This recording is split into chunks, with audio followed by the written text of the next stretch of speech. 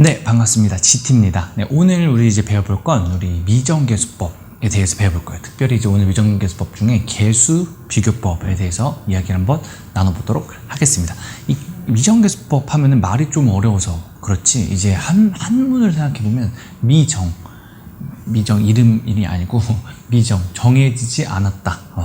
정해지지 않았다. 뭐가? 계수가 정해지지 않았다. 그럼 계수가 정해지지 않은 걸 우리는 계수를 찾아내면 되는구나, 그냥 이거예요. 그러면 찾는 방법이 있는데, 찾는 방법이 두 가지가 있다. 그 두 가지를 이제 우리가 배워서 계수를 찾아보자. 이게 끝입니다. 괜찮죠? 그래서 이제 우리 미정계수법은 정리를 해보면, 항등식 우리 배웠었잖아요, 지난 시간에. 항등식에서는 주로 정해지지 않는 계수를 구하라는 식으로 문제가 출제된다 얘기했었잖아요. 항등식은 항상 성립하는 식이기 때문에 x를 구하라는 말이 안 나온다 그러죠. 왜냐면 x는 어떤 값이나 대입해도 성립하니까 x가 중요한 게 아니라 뭐가? 계수가 중요해요. 그래서 항등식에서 정해지지 않는 계수를 정하는 방법을 이제 미정계수법이라고 우리가 얘기를 한다라는 거예요. 그렇구나. 그러면 그 구하는 방법은 두 가지가 있는데, 뭐랑? 계수 비교법 이거 하나랑 수치 대입법, 여기 두 가지가 있다. 그래서 첫 번째 우리가 오늘 배워볼 건 여기 계수 비교법 써 있잖아요. 계수를 비교해서 우리 미정계수, 그러니까 정해지지 않는 계수를 찾아보는 방법을 한번 배워보도록 할게요. 그러면 우리 지난 시간에 우리 항등식 성질을 배웠던 거 기억나요? 잠깐만 복습해 볼까요? 이게 뭐냐면, 만약에 얘가 x에 대한 항등식이라면, 항등식은 뭐에 대한?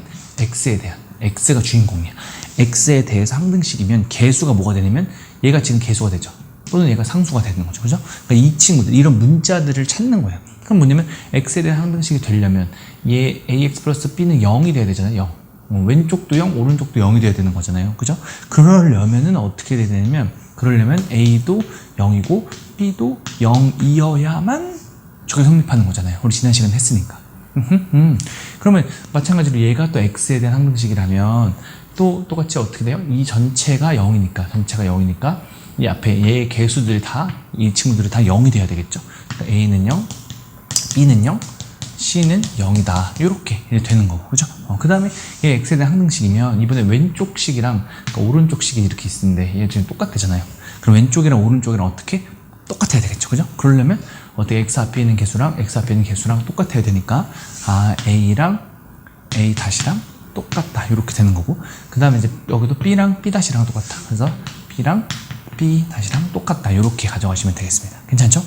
그 다음에 또 마찬가지 똑같아요. 얘도 이제 얘가 x에 대한 항등식이면 있는 2차식인데 얘를 하시면 이렇게 똑같고, 이렇게 똑같고, 이렇게 똑같다. 우리 이렇게 똑같다 우리 했었잖아요. 그죠?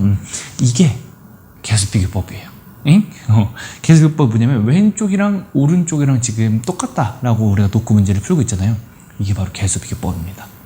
어렵지 않죠? 그러니까 뭐냐면, 항등식이 우리 성질을 우리 지금 방금 했잖아요.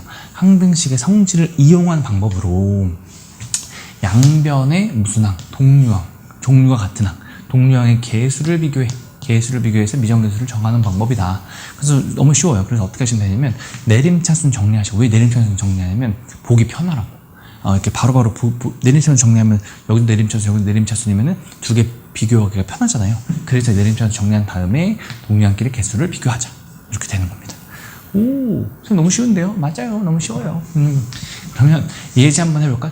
다음 두 등식이, 근데 여기서 포인트는 뭐냐면, 누가 주인공이냐, 이제 문자가 계속 바뀌거든요. 어떨 때는 x고, 어떨 때는 y고, 어떨 때는 z고, 막 다 달라질 테니까 누가 주인공인지를 먼저 파악한 다음에 비교하면 되는 겁니다. 요거 하나만 조심하자. 그러면 이제 항등식이 되도록 계수비교 이용해서 정하시죠. 얘가 항등식이 되려면, 잘 보세요. 왼쪽 식은 이렇게 돼 있고, 오른쪽 식은 이렇게 돼 있죠. 이제 왼쪽 식이랑 오른쪽 일단 똑같이 만들어줘야 되니까 얘를 전개하면 이렇게 되겠네. x제곱 마이너스 2bx 플러스 b제곱, 이렇게 되잖아요. 그러면 이제 어떻게 돼? 완벽하게 똑같아졌으니까 왼쪽이랑 오른쪽이랑 비교해보자. x제곱은 똑같고, 지금 마이너스 2bx랑 마이너스 4x랑 똑같아지잖아. 앞에 계수만 똑같아야 되니까 마이너스 4는 마이너스 2b가 돼야 되겠네. 그죠? 그러니까 이거 약분되니까 b는 2구나, 이렇게 찾는 거예요. 또 이번에 b가 2니까 여기다 2를 쏙 넣으시면 얘가 4가 되겠네요. 그죠? 근데 이제 왼쪽은 여기 있네. 이거 a.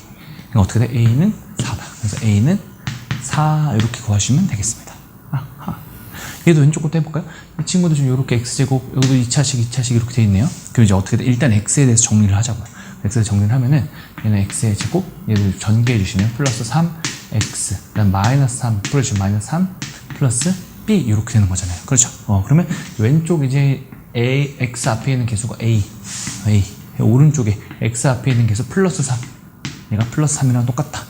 이렇게 가져가시고, 오른쪽에 있는 친구는 마이너스 3 플러스 b, 마이너스 3 플러스 b 이렇게 되고, 근데 여기 왼쪽에 똑같이 있는 친구 5가 있네요. 얘가 5랑 똑같다. 그래서 b는 8이다. 이렇게 정리해 주시면 되겠습니다. 괜찮죠? 그래서 오늘 이제 미정계수법에 대해서 처음 배워봤어요. 뭐 개수 비교법 이렇게 배워봤거든요. 근데 요거 말고 어떤 문제는 개수 비교법으로 하면 너무 시간이 오래 걸리는 문제들이 있어요. 그럼 그럴 때는 어떻게 풀지? 그건 이제 다음 시간에 선생님이 알려드리도록 하겠습니다. 그래서 다음 시간에도 공부 열심히 해보길 바라겠습니다. 고생하셨습니다.